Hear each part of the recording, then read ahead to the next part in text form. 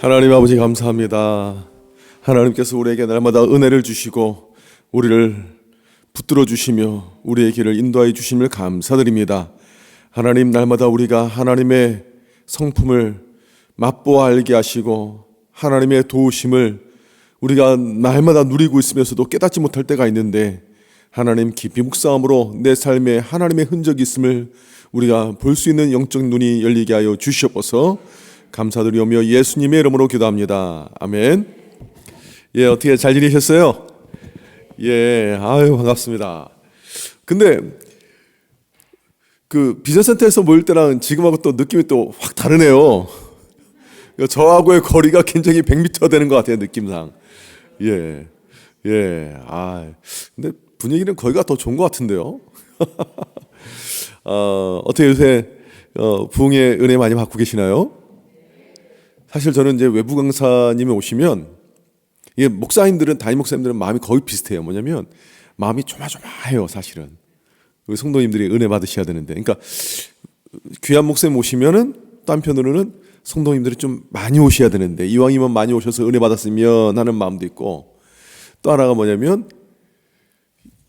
저 예를 들면 이수훈 목사님 첫날 그 말씀 전했던 목사님은 제가 몇 번 초청해서 이전에 있는 교회도 말씀을 듣고 그랬는데, 그런 식으로 설교하신 건 진짜 처음이었어요, 월요일 날. 그래서 이제 예상치 못한 변수가 막 일어날 수도 있는 그런 게 있는데, 그러니까 그 외부 강사 오면은 항상 그런 것 때문에 조마조마해요. 그러니까 이수훈 목사님 때문에 조마조마했다는 게 아니고, 제가 지금 드리는 말은, 그러니까 말을 많이 하니까 이렇게 꼬이잖아요, 그죠? 강사들도 남의 교회에 와서 이렇게 말하다 보면 꼬이는 경우가 있거든요. 그러다 보면은 은혜는 끼치게 되고, 뭐 그러다 보면은 이제 뭐 안 했던 말이 속 나올 수도 있는데, 뭐 그런 것들을 이제 우리가 서로 알다 보니까, 예, 그래요. 그래서 어제 조윤삼 목사님도 그런 얘기 하시더라고요. 외부 강사 오면 괜히 조마조마한데 저보고 굉장히 용감하다고, 특히나 이 시기에 부흥회를 하고 외부 강사를 부른다는 게 쉽지 않은데, 뭐 그런 얘기를 하세요. 예. 근데 아이만이 나타나는 그 얘기에 공감하시나요? 예, 필요하죠, 그죠? 예, 필요해요. 저는 은근히 좀 걱정했어요. 했는데 어제 제자 훈련하니까 저희 여자 제자반은 그 다 젊거든요, 지금은. 그러니까 자기네 너무 공감한대요.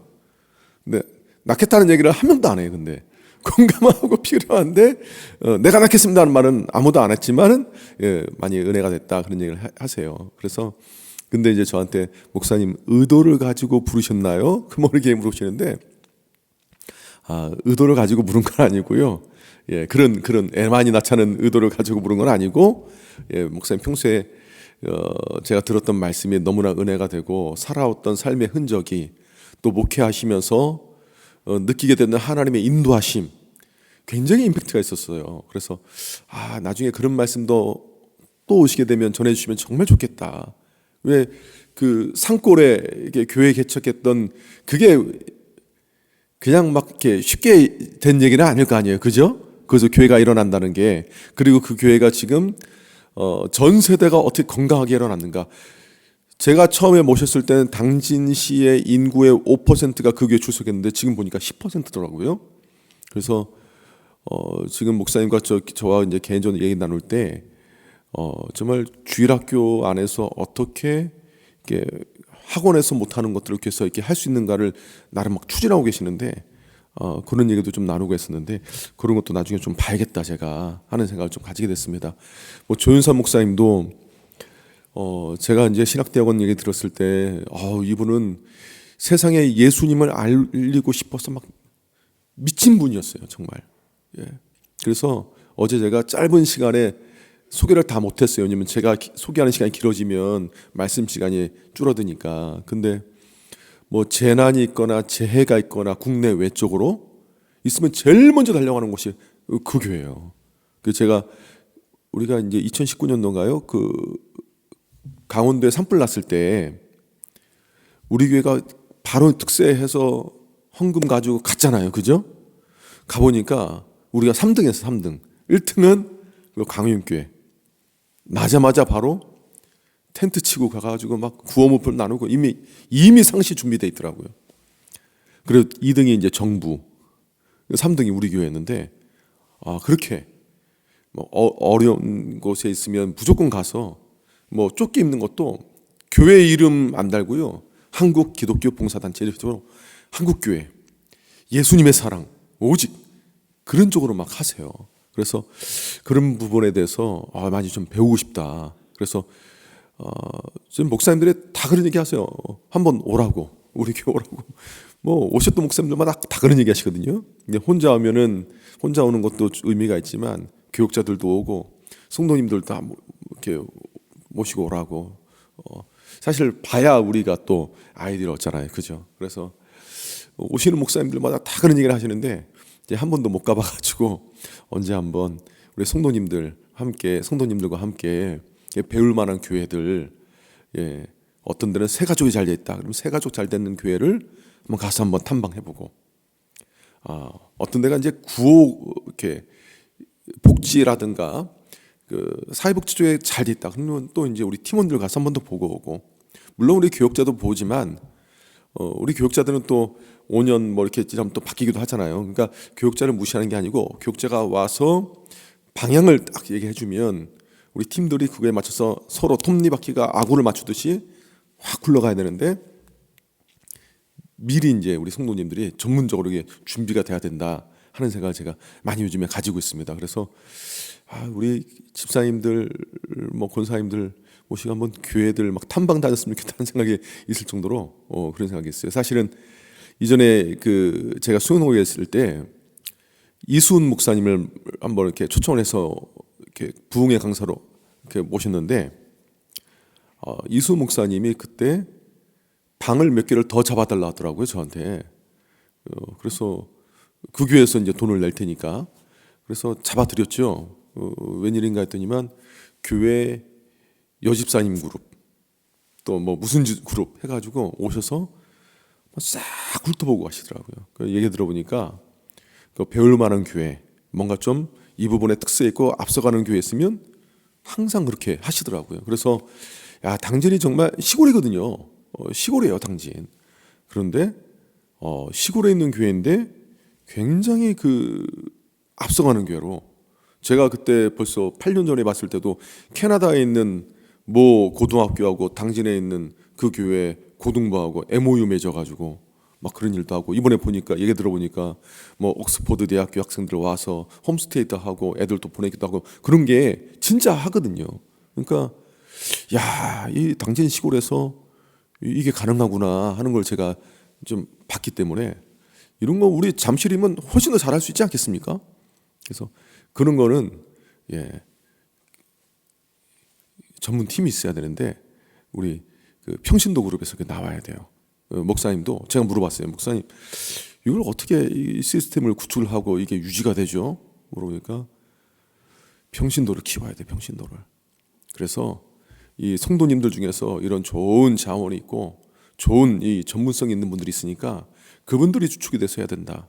얘기를 많이 하세요. 그래가지고 안 그래도 제가 이제 그런 생각 갖고 있었는데, 우리가 비전이 하나가 되고 뜻이 하나가 됐을 때 각자 자기의 소견에 옳은 대로 막 자신의 사심을 들여가지고 막 내가 뭐 이렇게 뭐 했으니까 내가 좀 이게 아니고 공동의 비전과 목표가 있었을 때 사심 없이 우리가 정말 하나님 영광을 위해서 막 하는 이 준비가 되면 좀 이렇게 해나가야겠다 하는 생각을 좀 가지고 있습니다. 위에서 기도해 주셨으면 좋겠고, 제가 이렇게 한번 툭 던지면 몇 번 이렇게 던져요.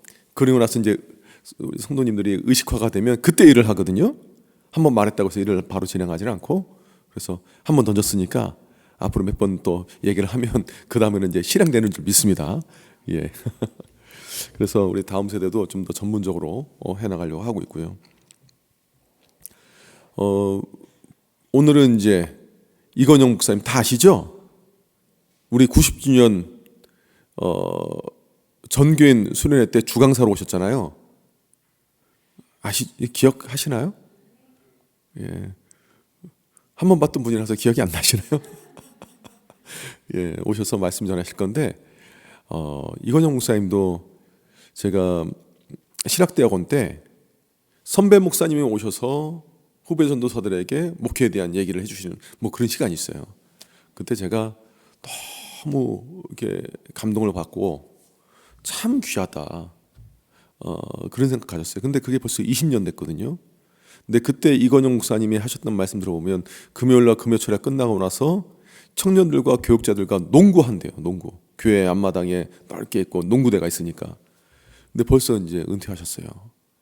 야, 세월이 참 빨리 흘러간다 하면서 그때 내가 봤던 이건영 목사님 벌써 은퇴하셨다는 얘기 들으니까 마음이 또 이제 약간 좀 이렇게 서운해지기도 하고 그런데 오셔서 말씀 전하실 겁니다. 우리가 이제 하반기에는 이렇게 영적으로, 그러니까 우리가 10월 달에는 다시 모여서 바자회 하고 모여서 야유회도 가고 했다라면 11월 달에는 영적으로 우리가 모여서 함께 집중하며 하나님께 나아가는 영적인 충전의 시간을 맞이게 하게 되고요. 이렇게 되면 이제 11월 셋째 주에 뭘 하냐? 우리가 흘려보내야 되잖아요. 그죠? 그러니까 우리 목자님들 보시면 제 그 목회 스타일 보시면 이제 좀 느끼실지 모르겠어요. 은혜 받으면 흘려보내야 된다. 우리가 특세도 상반기도 보면 특세하고 나서 마지막 주에 헌금하고 나서 그거 다 우리가 갖는 게 아니고 어떻게 합니까? 흘려보내잖아요. 그죠? 그러니까 은혜 받으면 흘려보내야 된다. 그러니까 지정의를 골고루 갖춘 교회가 되게 하기 위해서 머리만 커지고 뭐 이렇게 흘려보내지 않는 교회가 아니고, 그렇다고 모이기만 하고 머리는 빈약해진 교회가 아니고, 그러니까 골고루 균형 갖추기 위해서는 이 모든 걸 해나가는데 흘려보내는, 그래서 희망상자를 합니다. 그래서 예전에는 우리가 쌀로 했잖아요. 그죠? 목장별로. 그런데 작년부터 희망상자를 하는데 자발적입니다. 자발적이에요. 강요 없어요. 작년에도 강요하지 않았어요. 기억하시나요? 예. 그러니까 작년 거 기억하십시오. 왜냐면은 저한테 목사님 그만 좀 강요하세요 그러는데 저 강요 안 했어요. 그 강요 안 하니까 자발적으로 하십시오. 그래서 기아 대책과 연계를 해서 우리가 사실 뭐 미랄도 알아보고 뭐 다른 몇 군데도 알아봤는데 이런 프로젝트를 하는 게 저희가 봤을 때 기아 대책에 가장 잘 돼 있어서 올해도 기아 대책과 연계를 해서 하는데요. 한 5만 원 정도를 우리가 지불하면 상자 안에 약 10만 원 정도 플러스 알파가 될 수 있어요. 왜냐하면 최근에도 어떤 기업이 더 이렇게 후원을 하게 되면 그게 더 들어올 수 있으니까 10만 원 플러스 알파의 물품이 당깁니다. 그래서 그거를 우리가 이제 잠실본동의 어려운 이웃 돕고 흘려보내고, 생필품이 좀 담겨 있을 거예요 올해는. 그리고 우리 교회 내 어려운 분도 돕고, 또 하나가 뭐냐면 작년에도 좀 했는데요. 예를 들면 이제 송파구 안에 좀 이렇게 어려운 집들 있잖아요. 지금은 좀 많이 개선됐지만 예전에 뭐 오금동, 마천동 참 어려운 동네 아니었습니까? 거여동 이런데 뭐 그 중에서도 이제 일부는 그렇지만, 그래서 그곳에 어려운 교회들이 있어요.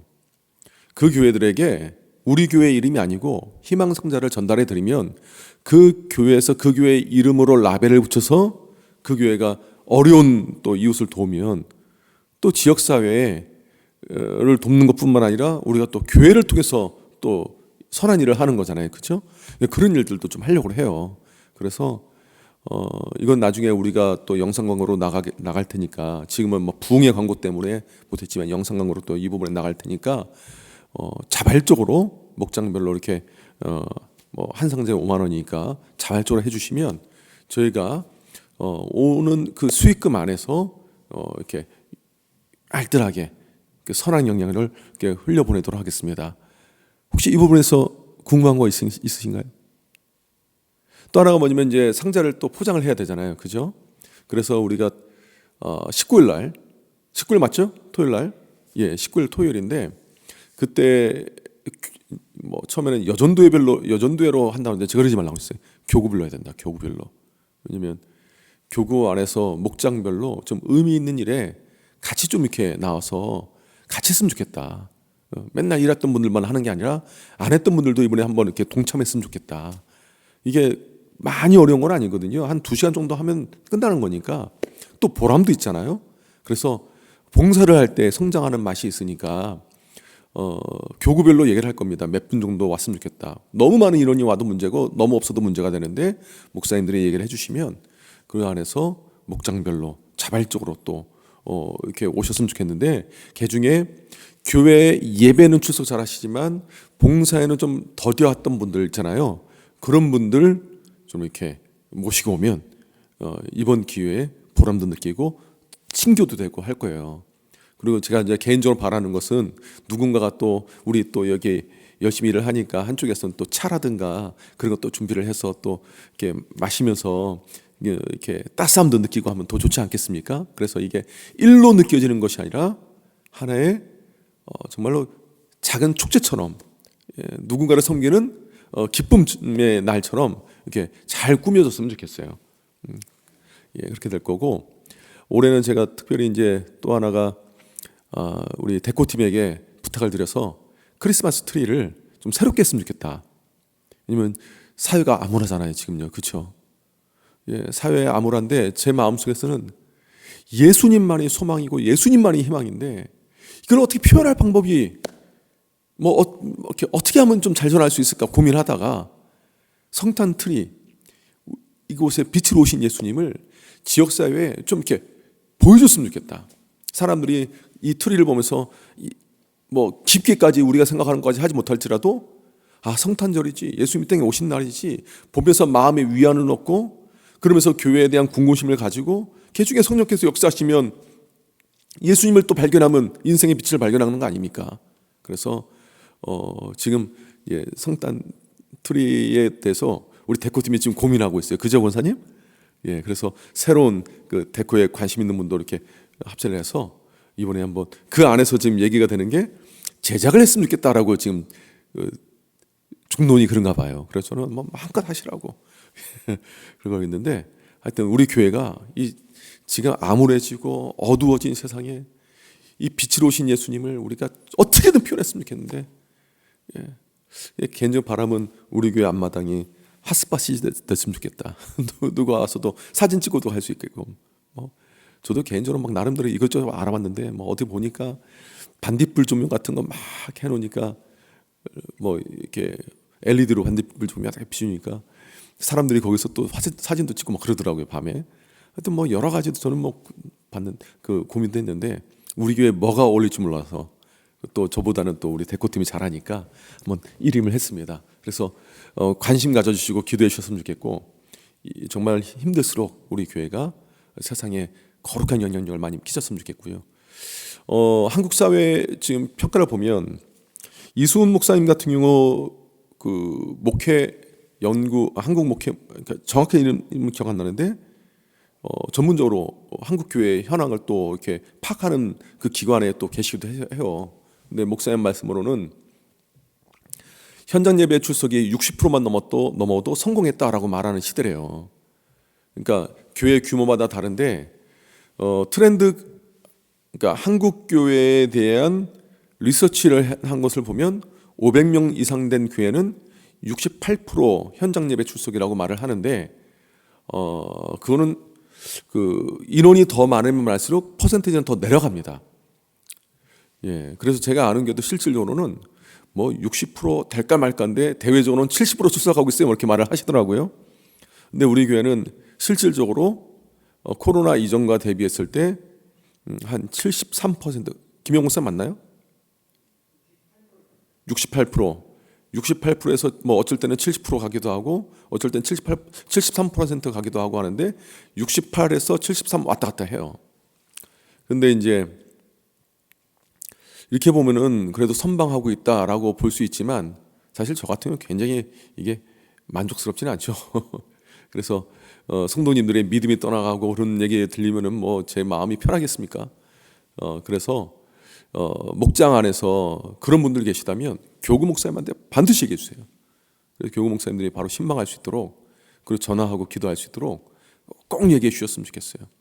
그래서 정말로 영적으로 사각지대에 계신 분이 한 분도 계시지 않도록 그래서 꼭 교구 목사님들 얘기해서 전화도 하게 하고 신방도 하게 하고 그랬으면 좋겠고 지금 헌금에 대한 부분도 연말 정산을 하다 보니까 우리 교회가 코로나 이전에 비해서 상당히 좋습니다. 11조 같은 경우도 코로나 이전에 비해서 성도님들이 110% 정도 이렇게 헌금을 하시고 하니까 이전보다 많다는 거잖아요.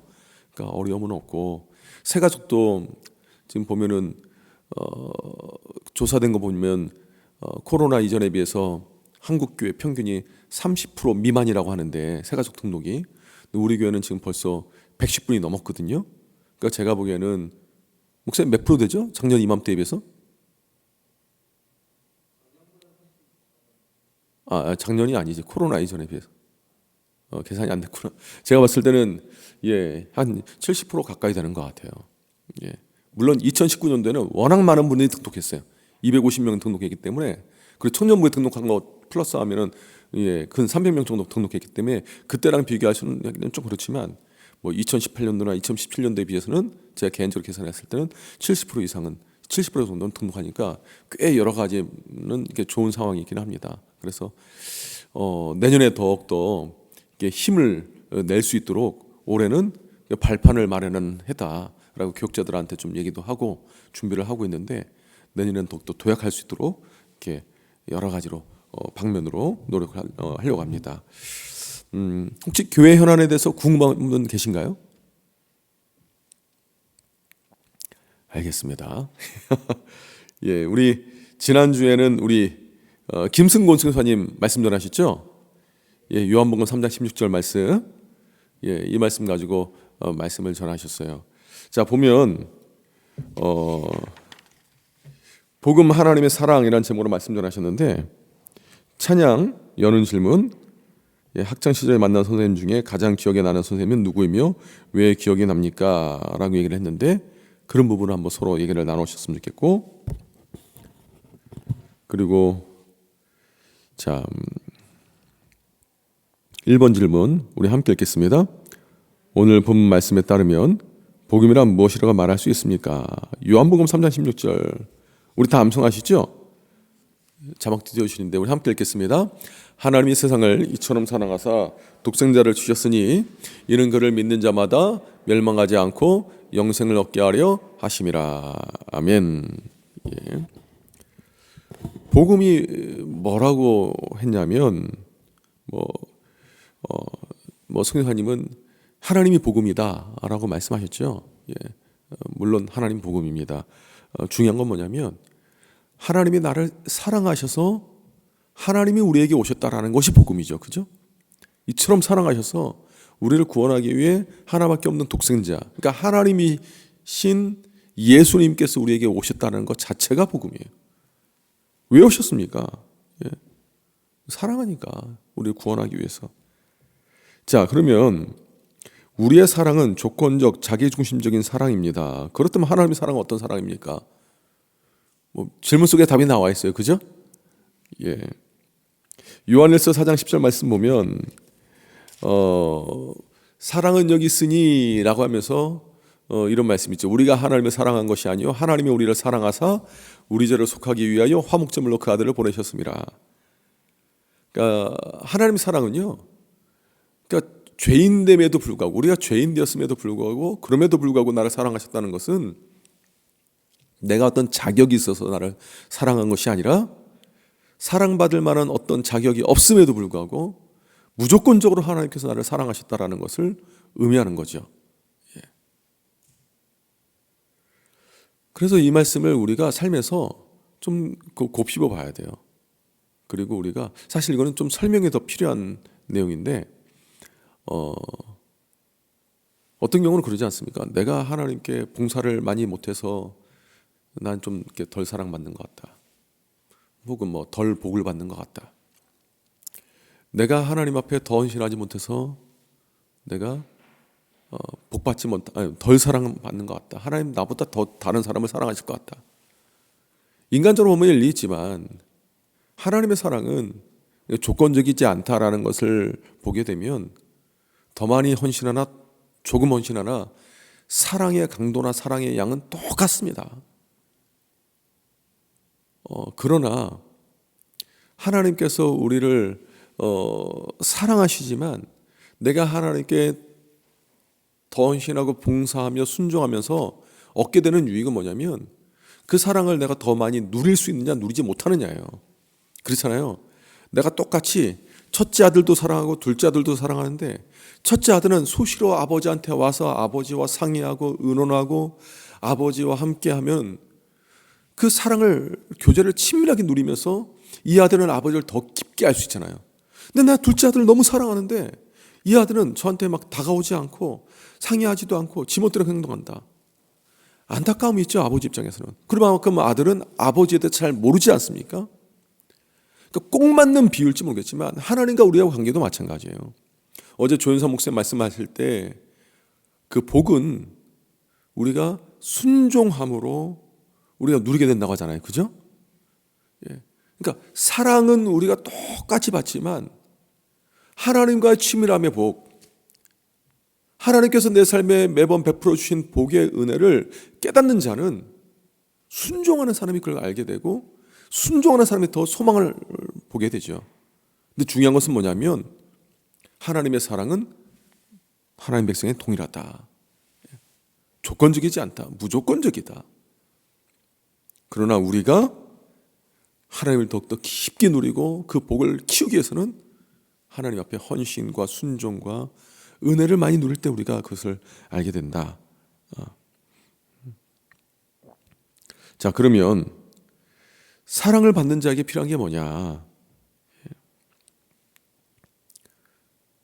하나님께서 우리를 사랑하셔요. 근데 우리를 사랑하셔서 하나님께서 우리에게 주고 싶은 게 있었어요. 그게 뭐였죠? 그렇죠. 예수님께서 이 땅에 오신 것은 나로 하여금 양들이 생명을 얻고 생명을 더 풍성히 얻게 하려 함이라. 주님 분명히 말씀하셨어요. 그러니까 우리에게 가장 필요한 것이 무엇입니까? 생명이에요. 생명을 풍성히 누리는 거, 이게 정말 필요한 거죠. 자, 그렇다면 생명이 뭐냐? 영생이 어디? 사실 이거는요, 제가 보기에는 생명이 뭐냐, 영생이 어딨냐, 이거는 제가 보기에는 설교를 한 두세 번 더 해야 될 내용이긴 해요. 설명이 더 필요해요. 생명은 누구에게 있냐면 예수님 안에 있죠. 요한일서 5장 11절 말씀 볼까요? 요한일서 5장 11절 말씀 우리 함께 읽습니다. 또 증거는 이것이니 하나님이 우리에게 영생을 주신 것과 이 생명이 그의 아들 안에 있는 그것이니라. 아멘. 이 생명이 누구에게 있다고 했습니까? 예수님 안에. 그러니까 예수님께서 내가 곧 길이요 진리요 생명이니 나로 말미암지 않고는 아버지께로 올 자가 없느니라. 예수님을 통과해야 우리가 그 생명을, 영생을 누리게 돼요. 예수님과 우리가 하나가 되고 예수님과 연합을 해야 그 생명을 누리게 돼요. 그러니까 주님께서 뭐라고 말씀하세요? 너희가 내 안에 거하고 내가 너희 안에 거하면. 에베소서 말씀 보면 예수님으로 말미암아 하나님과 우리와의 관계 속에서 있는 막힌담이 허물어지는 역사가 일어나게 되는데, 예수님께서 화목제물을 되게 하셨기 때문에 하나님과 우리가 친밀함을 누리게 되고 생명을 얻은 자로서 하나님께 나아가 기쁨으로 우리가 그 은혜를 누릴 수 있습니다. 영생은 예수님에게만 있습니다. 오직 예수님께만. 그럼 생명이 뭐냐? 이건 좀 설명이 필요해요. 단순히 살아있는 게 생명이냐? 성경을 보면요, 둘째 사망, 그런 게 있어요. 뭘 둘째 사망이라고 할까요? 첫 번째 사망은 육신의 호흡에 맞췄을 때를 첫 번째 사망이라고 그래요. 근데 믿지 않는 사람들 어디로 갑니까? 지옥 가죠. 근데 예수님께서 재림하시고 나면 먼저 하나님을 믿는 하나님의 백성을, 이전에는 이제 우리가 영만 우리 낙원에 있다가 주님 오실 때 함께 이 땅에 가면서 주님께서 입으셨던 육신을 우리에게 입혀주심으로 완전하고 온전한 부활체로 우리를 만들어주세요. 그러니까 우리가 영만 있어서 낙원에 있는 것, 부활은 온전한 부활이 아니에요. 왜 그렇습니까? 부활의 첫 열매 대신 예수님과 같이 되지 않았기 때문이에요. 그러니까 지위와 능력을 말하는 게 아니고, 사도 바울도 뭐라고 합니까? 그날에 대해서 우리가 청동고를 보는 것처럼 희미하지만, 정확히 알 수 없지만 분명한 것은 뭐냐면 주님께서 우리를 다시금 부활시킬 때 그와 같이 될 줄 알미라. 육신의 부활을 입혀서 우리가 참 생명의 길을 들어가거든요. 부활의 길로, 부활체로 삼아서 우리를 인도하시거든요. 또 어떻게 하시냐? 믿지 않는 자, 지옥에 있는 자를요 불러내세요. 그도 육신을 입게 해서 다시금 마귀와 함께 영원한 불못에 집어던지세요. 요한계시록 보면 둘째 사망이에요. 그게. 그러면 지옥에서 어쨌든 영원히 사는 거 아닙니까? 그래요, 안 그래요? 죽어버리는 끊는 게 아니고 지옥에 간 사람은 지옥에서 영원히 살아요. 근데 성경에서는 그거를 생명이라고 표현하지를 않아요. 단순히 호흡이 붙어 있고 의식이 있는 것을 생명이다, 살아있다라고 표현한다면 그러면 지옥에 간 사람들은 죽었다라고 표현해야죠. 어떻게 그 생명이 있다라고 표현해야 되는데 성경에서는 그들에게 둘째 사망이라고 말하고 있잖아요. 진짜 사망은 뭐냐? 그 심령 안에 하나님이 없는 거예요. 하나님의 형상대로 지음받은 하나님의 백성이 하나님의 형상이 없이 하나님 없이 살아가는 것 자체가 사망이에요. 그러니까 예수님께서 이 땅에 오셨을 때 나로 하여금 양떼에게 생명을 주고 생명을 더 풍성히 얻게 하려 함이라. 이것은 주님과 연합됨으로 하나님과 가까이 하고 하나님이 나에게 복이 되시고 하나님이 나의 생명이 되시는데 하나님께서 내 안에 거주하시는 것이 참 생명이에요. 조금 우리가 알고 있는 생명의 개념과 조금 다르죠, 그죠? 그러니까 이게 조금 우리가 그랬나 하면서 이렇게 머리는 그런가 보다 싶은데 마음에 착상이 되지 않을 수 있어요, 지금. 그러니까 이제 그런 면에서 설명이 더 필요하다, 설교가 더 필요하다라는 말씀을 드리는 거예요. 생명은 예수님과의 연합입니다. 참된 연합. 사도 바울이 그러잖아요. 내가 그리스도와 함께 십자가에 못 박혔나니. 내가 그리스도와 함께 십자가에 못 박혔대. 이거는 어떻게 보면 죽음이지 않습니까? 근데 뭐라고 그래요? 그런즉 이제는 내가 산 것이 아니요 내 안에 누가 사시는 거예요? 그리스도가 사시는 거예요. 사도 바울이 육신의 호흡을 하고 육신으로 살아가지만 사도 바울의 참된 생명은 그 안에 그리스도께서 살아계시기 때문에 사도 바울은 내가 그리스도 안에서 산다라는 거예요. 네로가 그의 목을 자른다 할지라도 그는 살아있는 존재예요. 왜? 그리스도와 함께 있기 때문에.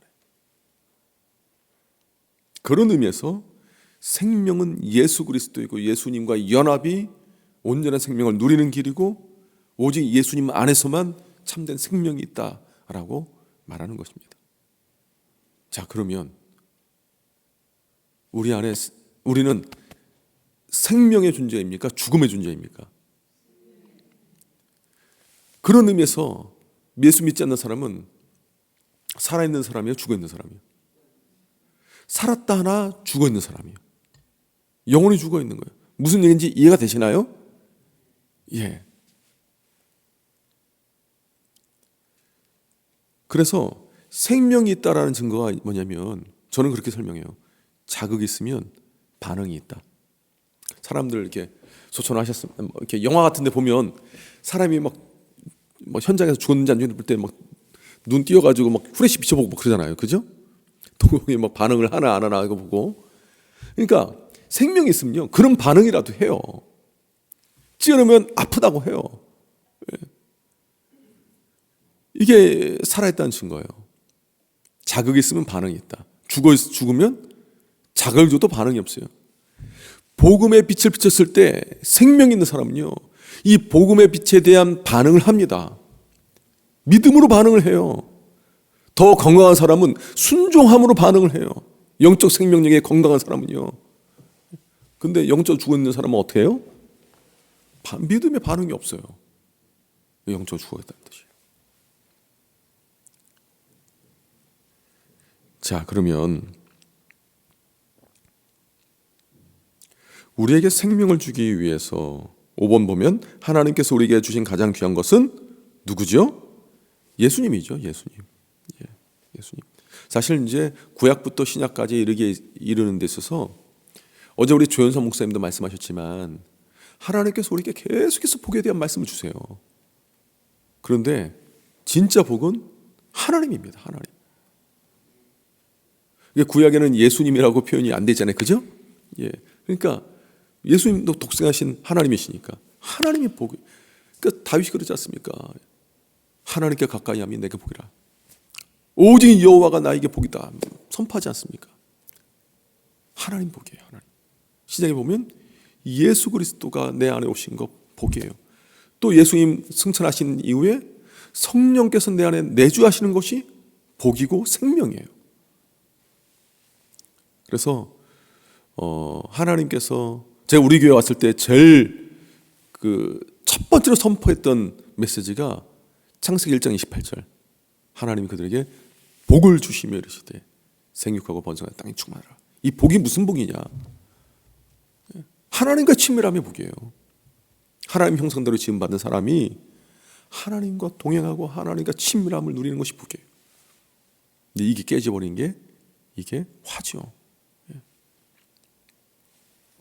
자, 그러면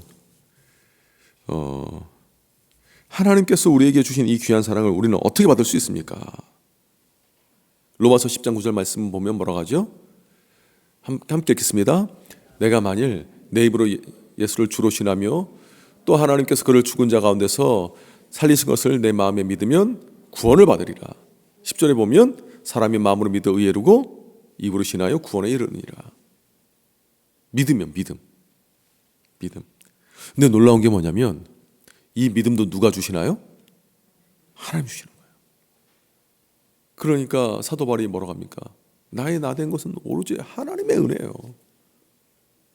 제가 지금 은혜에 대한 설교를 지금 막 해야겠다라고 가을에 그러니까 해야겠다고 맘먹고 있었는데 예수님 비유가 생각보다 길어지고 있어요. 저도 예수님 비유에 대해서 이렇게 종합적이고 좀 더 예수님 비유만 이렇게 따로 모아서 성경 공부를 하거나 말씀을 전한 적이 없었거든요. 근데 너무 많아요. 예수님께서 비유를 말씀하신 게 아마 내년 한 해 해도 다 부족할 만큼. 그래서 비유에 대한 메시지를 어디까지 전해야 될까 고민 중에 있어요. 그래서 중요한 몇 가지 비유만 더 하고 그 다음에 이제 올 연말 맞고 내년 연초에는 1월 달에는 예배에 대한 말씀 첫 주에 말하고 두 번째에는 부터는 이제 여호와께 맡기라 그가 이루시리라 이 말씀 선포하면서 그에 대한 메시지 전하고 그렇게 살아간 사람들 있잖아요. 여호와께 맡겼는데 하나님 이루시게 하는 사람들 있잖아요. 그죠? 쭉 스토리 살펴보고 그 다음에 이제 은혜에 대한 말씀을 전해야 되나 하여튼 지금 고민 중에 있습니다. 예, 은혜 하나님께서 나에게 베푸신 모든 선물이 은혜예요. 은혜 하나님께 나에게 주신 모든 게 은혜예요. 근데 은혜라는 건 우리가 거기까지는 알고 있죠. 받을 만한 자격이 없음에도 불구하고 주신 것이 은혜다라고 하잖아요. 우리 그거 알고 있으시죠? 근데 그게 그 당시에 그러니까 초대교회 교인들이 이 말씀 들을 때 어떤 느낌 받았겠느냐. 당신은요 누구와 누군가에게 은혜를 베풀 때 선물을 줄 때 격에 맞지 않게 베풀면 그게 선물을 주는 사람에게 수치예요. 무슨 얘기인지 이해가 되십니까? 내가 누군가에게 호의를 베풀고 내가 누군가에게 은혜를 베풀고 이게 은혜가 사실 또 다른 말로 표현하면 선물이거든요. 선물을 베푸는데 이게 단순히 물질적인 것만을 말하는 게 아니에요. 베푸는데 받을 만한 자격이 있어야지 주게 되어 있는 것이 당시의 문화예요. 근데 이 말씀을 사도 바울이 선포할 때 하나님께서는 수치를 무릅쓰고도 받을 만한 자격이 없음에도 불구하고 아시는에도 불구하고 감당할 수 없는 은혜를 주셨어요. 이 은혜에 의해서 내가 하나님 나라에 들어가게 되고 이 은혜에 의해서 우리가 하나님의 기쁨에 들어가게 되고 내가 연약할 때 그러니까 아무 쓸모 없을 때 죄인 되었을 때 심지어 원수 되었을 때 하나님께서 하나님의 아들이라는 은혜를 우리에게 주셨다라는 것은 당시의 사람들 볼 때는 그 하나님 미쳤다 이렇게 표현해서 죄송합니다. 당시의 사람들 일반 사람들 그런 하나님이 무슨 제정신이냐. 그 나라 문화 속에서 당시의 문화 속에서는 이해가 안 되는 일들이에요. 근데 하나님께서 그를 무릅쓰시고 그 말씀을 우리에게 선포하신 거예요. 그러니까 참 이게 아버지의 마음이에요. 아버지의 마음. 그죠? 보호자의 마음. 이거는 이제 내년 한 봄쯤에 말씀을 또 전할 것 같아요. 그쯤 되면 또 잊어버리시겠죠? 제가 어제 우리 제자반에게 이제 엘리야 얘기 한번 쫙 하니까 그게 그런 뜻이 있었어요? 그러더라고요.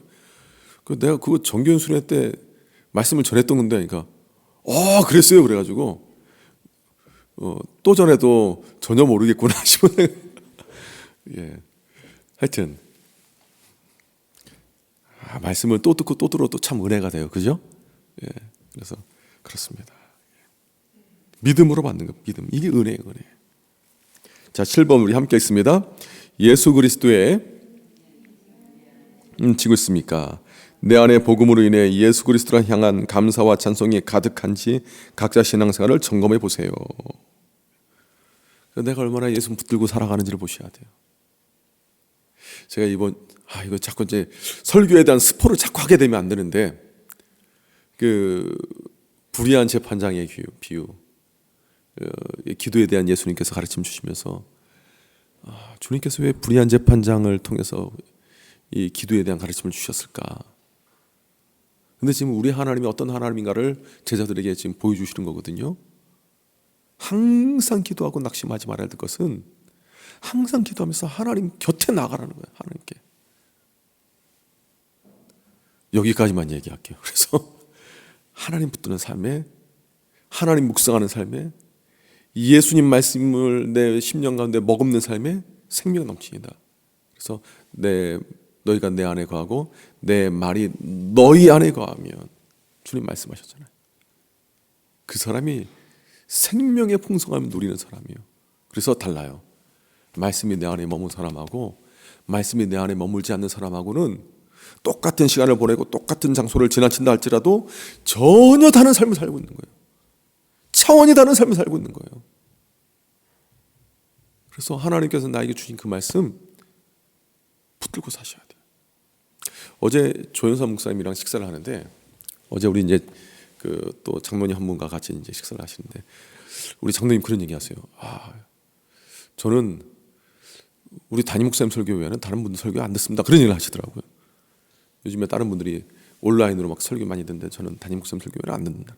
그러니까 조현삼 목사님 하시는 얘기가 그게 정말 맞는 얘기라고. 왜냐하면 하나님께서는 담임 목사님 통해서 그 교회 메시지를 주시고, 유튜브에 있는 다른 목사님 설교는 하나님께서 그 목사님 통해서 그 교회 말씀 주신 거다.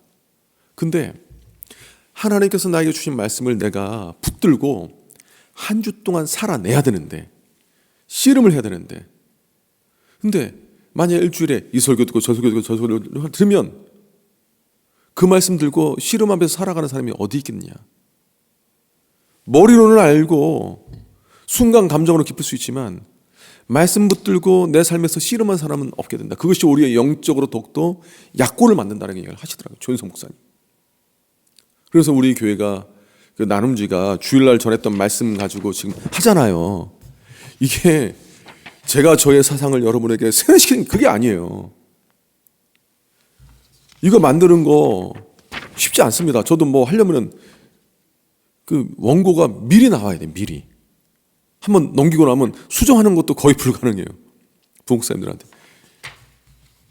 시중에 있는 교재들 있잖아요. 편하거든요. 그렇게 안 하는 이유가 뭐냐면, 들은 말씀을 내가 붙들고 한 주를 살아내야 되는 거예요.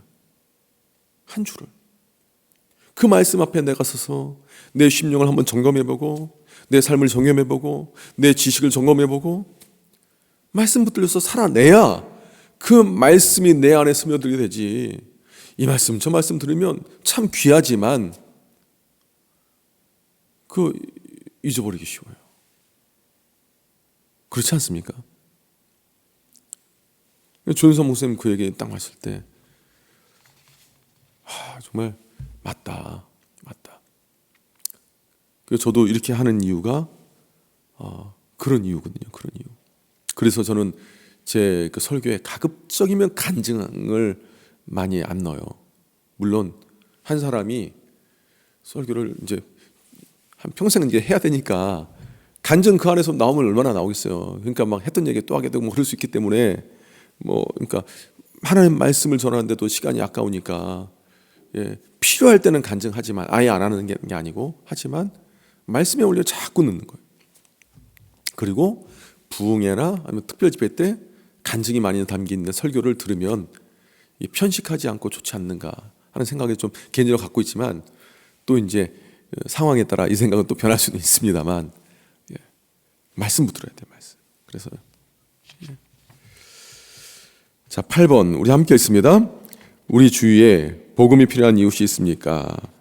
그들에게 예수 그리스도의 복음을 전하기 위해 내가 해야 할 수 있는 일들을 함께 이야기해 보세요. 그 중에 하나가 뭐냐면 말씀을 통한 간증이죠. 간증. 내가 만난 하나님을 나누는 거. 지금도 살아계신 하나님 우리 함께 나누고 간증하는 거 참 중요합니다. 자, 그래서 이거는 누구에게 할 건지, 간증을 혹은 말씀을 나눌 건지 한번 풍성하게 이야기를 나누시고, 중간에 한번 이렇게 격려의 문자 넣으시고 하면 좋을 것 같고요. 자, 오늘 마지막 집회는 아니고 외부 강사로 오시는 마지막 집회인데, 목원도 동료에서 같이 이제 현장에서 은혜 받으셨으면 좋겠고, 금요일 날도 오셔서 함께 부르짖어 기도했으면 좋겠어요. 예전에 제가 한번 소개했던 죽은 교회를 부검하다라는 책을 보면 죽은 교회의 공통적인 특징이 뭐냐면, 과거에는 함께 모여서 부르짖어 기도했는데 어느 순간 함께 모여서 기도하는 모임이 이런저런 이유로 사그라들었다는 거예요. 공통적인 특징이에요. 그 교회가 꼽는. 근데 지금 보면은 정말 살아있는 교회들, 생명력이 막 일어나는 교회를 보면 기도가 살아있어요. 제가 금요철에 붙들고 있는 게, 금요일마다 저는 이제 우리 교회 부흥이 한다는 심정으로 이렇게 말씀을 준비하고 하는데요. 여러분들은 뭐 매주마다 막 제 설교 2번씩 들으니까 부흥이라고 안 느낄지 모르겠지만, 이게 뭐냐면 기도의 불을 지피기 위해서요. 기도의 불을. 우리 교회가 또 다른 100년을 준비하기 위한 정말 중요한 건 뭐냐면, 말씀이 살아야 되지만 동시에 말씀에 근거한 기도가 살아야 돼요. 기도가. 그래서 함께 모여서 기도하는 시간 되기를 원합니다. 혹시 질문 있으세요? 없으면 기도가 마치겠습니다. 하나님 아버지 감사합니다. 우리 부흥회를 통해서 하나님 은혜를 주시니 감사합니다. 주일에 들은 말씀, 또한 근래에 들은 말씀을 통해서 우리 삶이 변화가 되게 하시고, 그 말씀 내 심령에 품고 살아감으로 예수님으로 인한 생명력이 풍성케 하여 주시옵소서. 감사드리오며 예수님의 이름으로 기도합니다. 아멘.